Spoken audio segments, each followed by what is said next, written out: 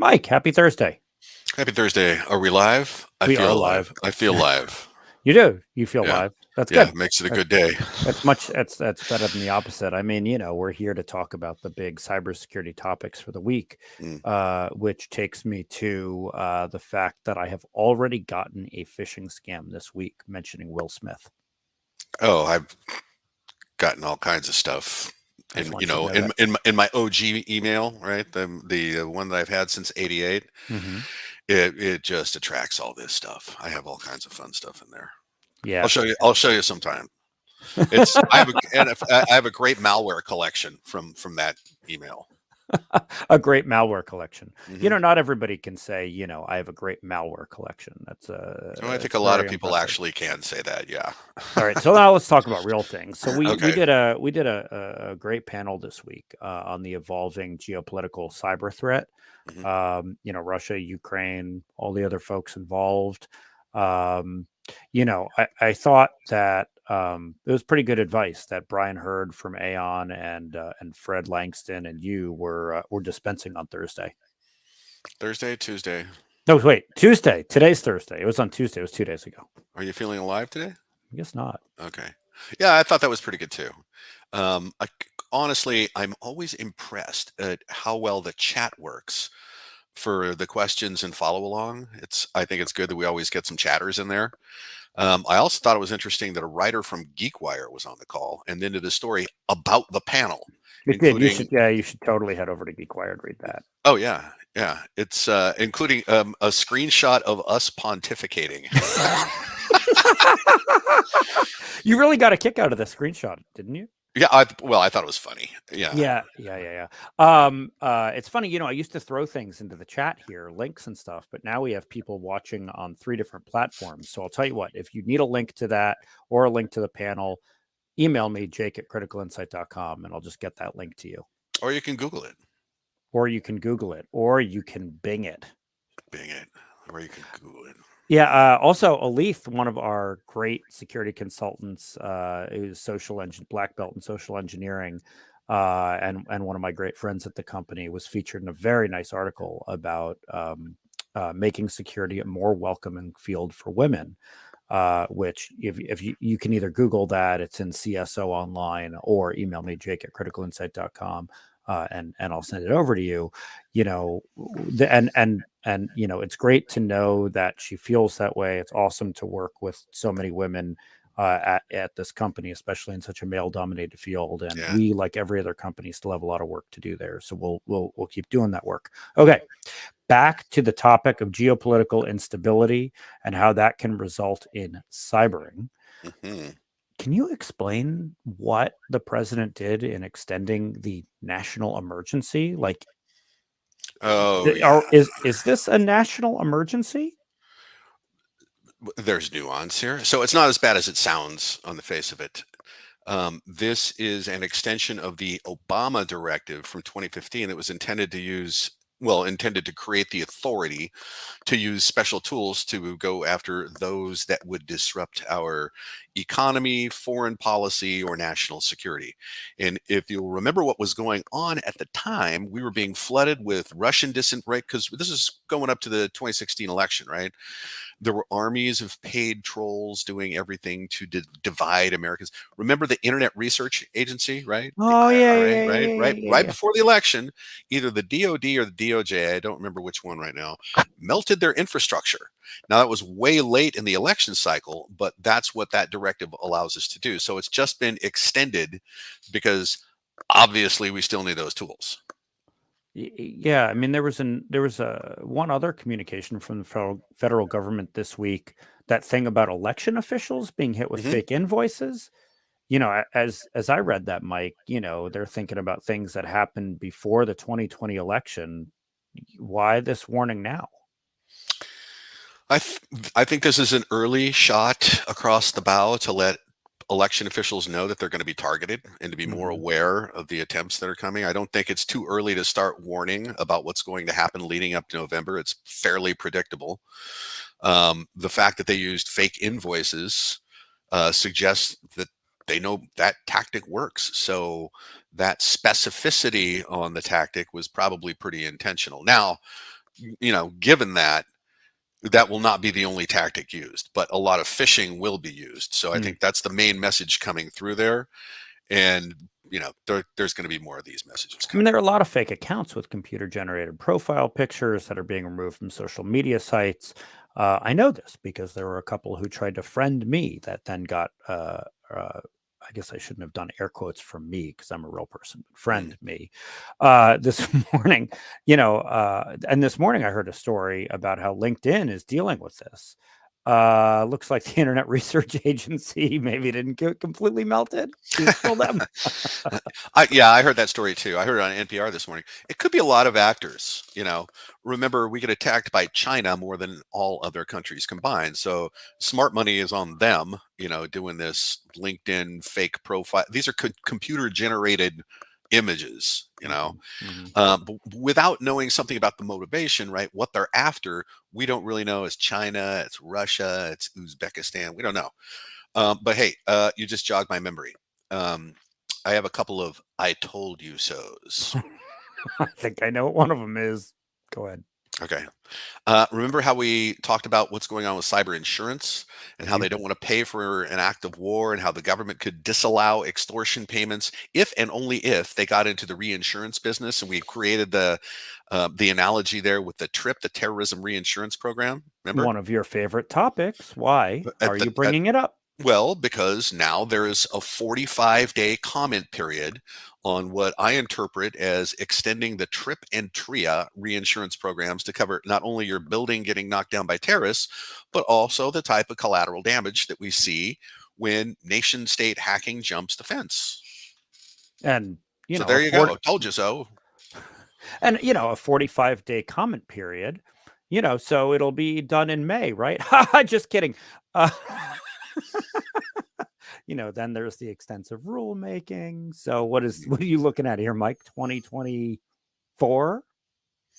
Thanks for Is it when light rail comes to my neighborhood? 2049? Yeah, you're just dumping cold water on it. I think Uh-huh. there's some urgency being applied here, and you can bet that if it's an open comment period, and it has to do with insurance. You can bet a lot of the comments they receive are going to be from the insurance industry, right? The lobbyists, everybody, they want this, And I think the real focus of this is growing the cyber insurance industry. That's really the point there, to grow that industry. Mhm. So, they want this. They want to go back to making money again.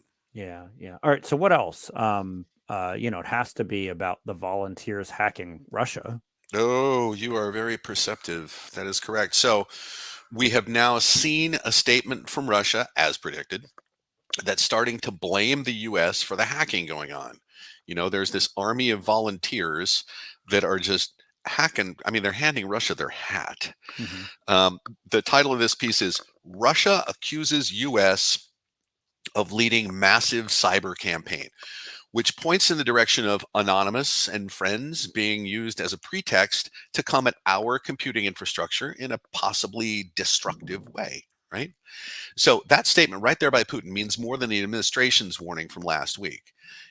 But I think the administration has the intelligence to back up what they're saying, right? When they came out and said, "Hey, the hacking thing is probably going to happen," everybody freaked out. We start doing urgent panels. When the federal government says that, it's they have information to back that up. But this thing coming out of Putin is, I think, more cringeworthy than what the FedGov said. I gotta disagree with you. I think that Putin and the Russian media, state media, say all sorts of things, all sorts of times. They're the ones who said, we're not going to invade Ukraine. I don't know that we can take them seriously. I don't know. To me, the Biden administration, that's been right about a lot of That's the things point here. there too, right? They have exposed for us snippets of intelligence, packaged in a way that we can Mhm. consume it. And, if they say, hey, we think this is going to start, they know something. And then when that's followed up by Putin going, this all this hacking going on, being supported by the United States, this is really an act of war. That Yeah, we're yeah. we're getting closer to that. Well, I hope it doesn't happen. I hope it's just talk. I hope that doesn't come together.